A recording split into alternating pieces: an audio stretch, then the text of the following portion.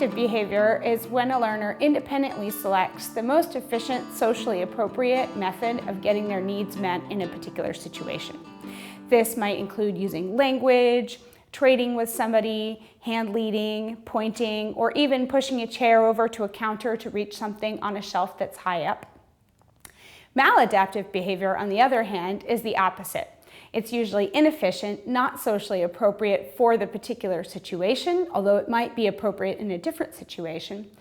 And it is very often much more effortful than a more adaptive behavior for that situation, and often requires interpretation by people who know the learner really well, may not be understood by people who don't know the learner very well, and might look like crying, screaming, flopping on the floor, aggression towards others, such as throwing or hitting or biting, or aggression towards self, such as headbanging, biting self, hitting self, or even withholding urine and bowel movements.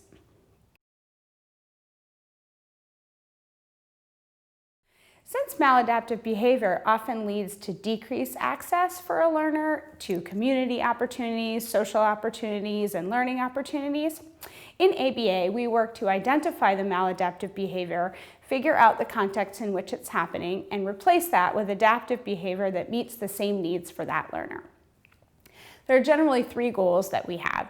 identifying the child's needs and intents and helping them develop the skills to communicate those more efficiently to a wider audience, teaching the ability to self-advocate across all different types of situations, and ensuring the greatest access to social opportunities, leisure activities, being able to make choices about having fun, and learning opportunities. Most behavior helps us either gain access to something or avoid or escape something. Typically, the categories that most behaviors fall into for both accessing or escaping are social interaction, a specific item or activity, a specific sensory input or feeling, and a demand or a task placed on the learner.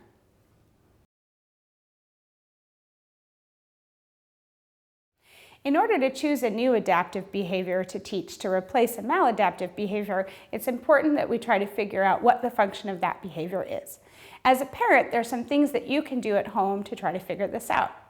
First, pay attention to when the behavior reliably occurs and when it reliably does not occur. And look at what can you do as a parent to either turn it on or turn it off again. Then look at whether the behavior serves a really specific communicative function. For example, your child might be saying, I want this, I don't want this, I want this to stop, I want to get that item,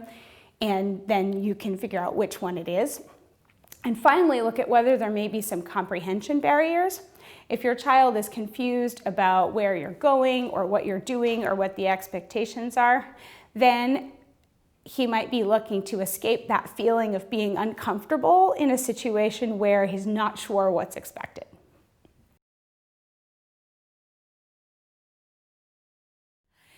Avoid offering preferred items and activities to your child when he's engaging in maladaptive behavior and you're not quite sure what it is he's trying to communicate. What may happen is that the problem behavior kind of gets the adults around him to work on trying to solve the problem, and that may end up strengthening that maladaptive behavior.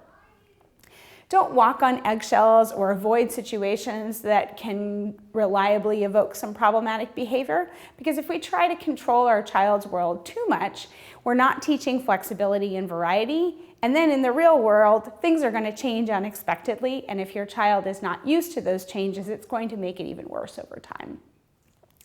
Plan for successes slowly over time, taking into account the things that are challenging for your child. So for example, if going to the grocery store when it's really busy and crowded is hard because of the sensory input and your child is trying to avoid that, start going to the grocery store earlier or later in the day when it's quiet and work on practicing asking to leave, and then slowly work your way up to being there at a busy time.